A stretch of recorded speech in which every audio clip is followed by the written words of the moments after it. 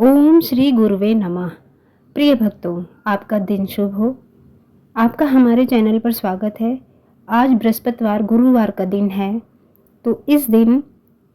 धार्मिक मत अनुसार गुरुवार के दिन जगत के पालनहार भगवान विष्णु की पूजा करने से साधक की हर मनोकामना पूरी होती है। साथ ही कुंडली में गुरु ग्रह मजबूत होता है। कुंडली में गुरु मजबूत होने से जातक को करियर और कारोबार में मन मुताबिक सफलता मिलती है। सनातन धर्म में गुरुवार का दिन भगवान विष्णु को समर्पित होता है। इस शुभ अवसर पर जगत के पालनहार भगवान विष्णु और देव गुरु बृहस्पति की पूजा की जाती है। साथ ही उनके निमित्त गुरुवार का व्रत रखा जाता है।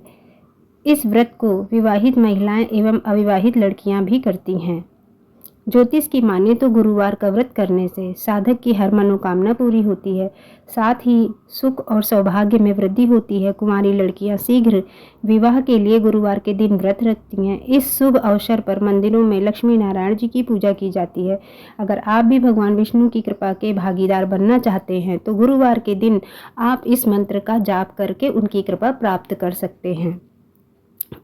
इस मंत्र के जाप से आप लोगों को धन, वैभव, यश और कीर्ति भी प्राप्त होगी और आपके जीवन के सारे कष्ट,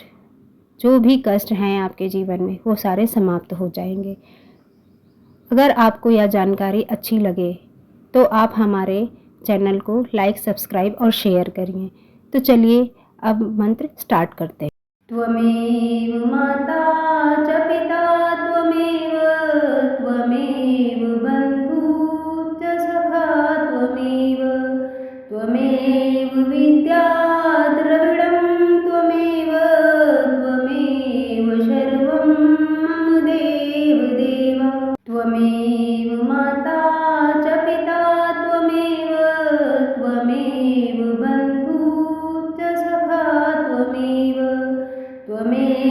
विद्या द्रविडं त्वमेव सर्वं मम देव त्वमेव माता च पिता त्वमेव बन्धु च सखा त्वमेव विद्या द्रविडं त्वमेव सर्वं मम देव त्वमेव माता च पिता त्वमेव बन्धु च सखा त्वमेव विद्या द्रविडं त्वमेव सर्वं मम देव त्वमेव माता च पिता त्वमेव बन्धु च सखा त्वमेव विद्या द्रविडं त्वमेव सर्वं मम देव त्वमेव माता च पिता त्वमेव बन्धु च सखा त्वमेव विद्या द्रविडं त्वमेव सर्वं मम देव त्वमेव माता च पिता त्वमेव बन्धु च सखा त्वमेव विद्या द्रविडं त्वमेव सर्वं मम देव त्वमेव माता च पिता त्वमेव बन्धु च सखा त्वमेव विद्या द्रविडं त्वमेव सर्वं मम देव त्वमेव माता च पिता त्वमेव बन्धु च सखा त्वमेव विद्या द्रविडं त्वमेव सर्वं मम देव त्वमेव माता च पिता त्वमेव बन्धु च सखा त्वमेव विद्या द्रविडं त्वमेव सर्वं मम देव त्वमेव माता च पिता त्वमेव त्वमेव बन्धुश्च सखा त्वमेव त्वमेव विद्या द्रविडं त्वमेव त्वमेव सर्वं मम देवदेव त्वमेव माता च पिता त्वमेव त्वमेव बन्धुश्च सखा त्वमेव त्वमेव विद्या द्रविडं त्वमेव त्वमेव सर्वं मम देवदेव त्वमेव माता च पिता त्वमेव त्वमेव बन्धुश्च सखा त्वमेव त्वमेव विद्या द्रविडं त्वमेव त्वमेव सर्वं मम देवदेव त्वमेव माता च पिता त्वमेव त्वमेव बन्धुश्च सखा त्वमेव त्वमेव विद्या द्रविडं त्वमेव त्वमेव सर्वं मम देवदेव त्वमेव माता च पिता त्वमेव त्वमेव बन्धुश्च सखा त्वमेव त्वमेव विद्या द्रविडं त्वमेव त्वमेव सर्वं मम देवदेव त्वमेव माता च पिता त्वमेव त्वमेव बन्धुश्च सखा त्वमेव त्वमेव विद्या द्रविडं त्वमेव त्वमेव सर्वं मम देवदेव त्वमेव माता च पिता त्वमेव त्वमेव बन्धुश्च सखा त्वमेव त्वमेव विद्या द्रविडं त्वमेव त्वमेव सर्वं मम देवदेव त्वमेव माता च पिता त्वमेव त्वमेव बन्धुश्च सखा त्वमेव त्वमेव विद्या द्रविडं त्वमेव त्वमेव सर्वं मम देवदेव त्वमेव माता च पिता त्वमेव त्वमेव बन्धुश्च सखा त्वमेव त्वमेव विद्या द्रविडं त्वमेव त्वमेव सर्वं मम देवदेव त्वमेव माता च पिता त्वमेव त्वमेव बन्धुश्च सखा त्वमेव त्वमेव विद्या द्रविडं त्वमेव त्वमेव सर्वं मम देवदेव त्वमेव माता च पिता त्वमेव त्वमेव बन्धुश्च सखा त्वमेव त्वमेव विद्या द्रविडं त्वमेव त्वमेव सर्वं मम देवदेव त्वमेव माता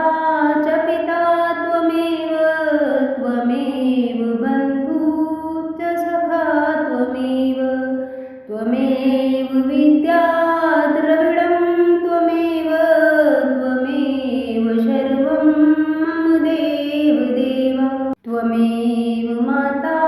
च पिता त्वमेव त्वमेव बन्धुश्च सखा त्वमेव त्वमेव विद्या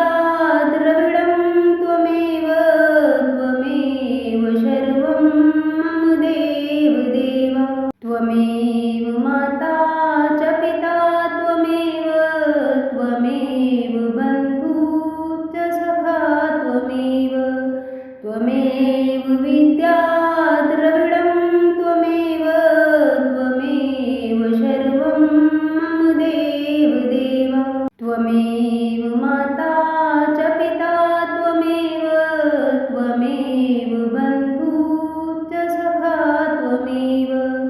त्वमेव विद्या द्रविडं त्वमेव त्वमेव सर्वं मम देवदेव त्वमेव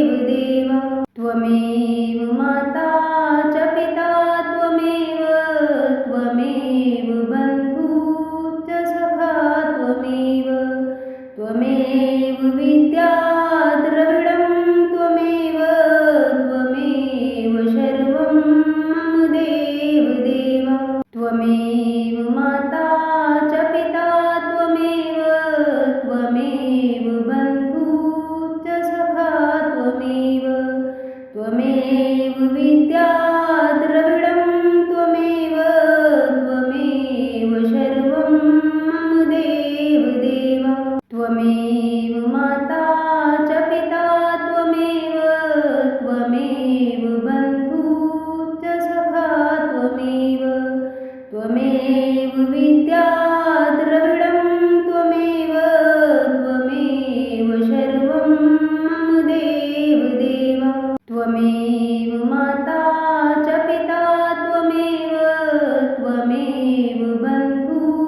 च सखा त्वमेव त्वमेव विद्या द्रविडं त्वमेव त्वमेव सर्वं मम देवदेव त्वमेव माता च पिता त्वमेव त्वमेव बन्धु च सखा त्वमेव त्वमेव विद्या द्रविडं त्वमेव त्वमेव सर्वं मम देवदेव त्वमेव माता च पिता त्वमेव त्वमेव बन्धु च सखा त्वमेव त्वमेव विद्या द्रविडं त्वमेव त्वमेव सर्वं मम देवदेव त्वमेव माता च पिता त्वमेव त्वमेव बन्धु च सखा त्वमेव त्वमेव विद्या द्रविडं त्वमेव त्वमेव सर्वं मम देवदेव त्वमेव माता च पिता त्वमेव त्वमेव बन्धु च सखा त्वमेव त्वमेव विद्या द्रविडं त्वमेव त्वमेव सर्वं मम देवदेव त्वमेव माता च पिता त्वमेव त्वमेव बन्धु च सखा त्वमेव त्वमेव विद्या द्रविडं त्वमेव त्वमेव सर्वं मम देवदेव त्वमेव माता च पिता त्वमेव त्वमेव बन्धु च सखा त्वमेव त्वमेव विद्या द्रविडं त्वमेव त्वमेव सर्वं मम देवदेव त्वमेव माता च पिता त्वमेव त्वमेव बन्धु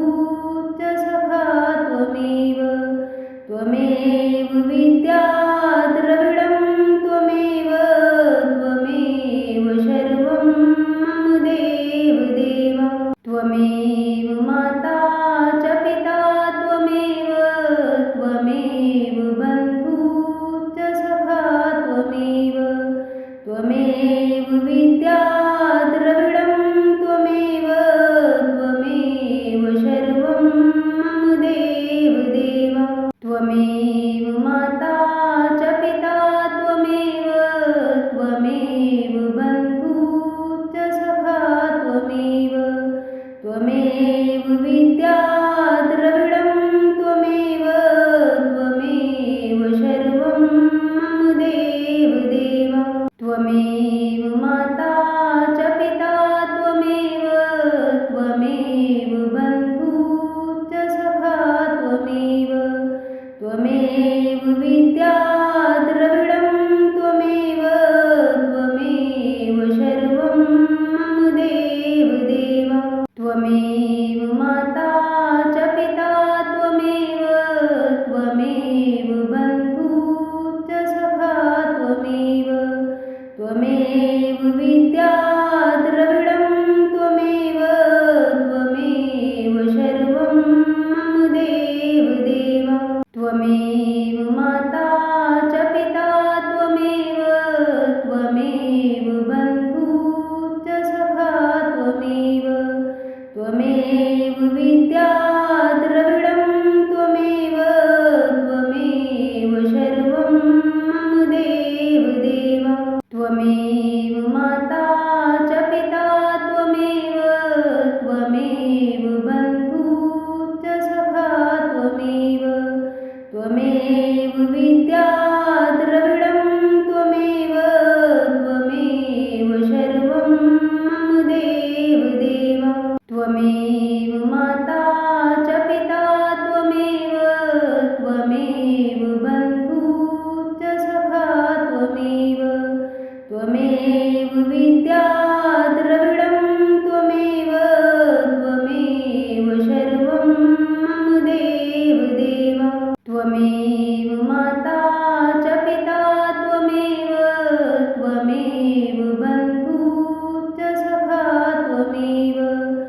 त्वमेव विद्या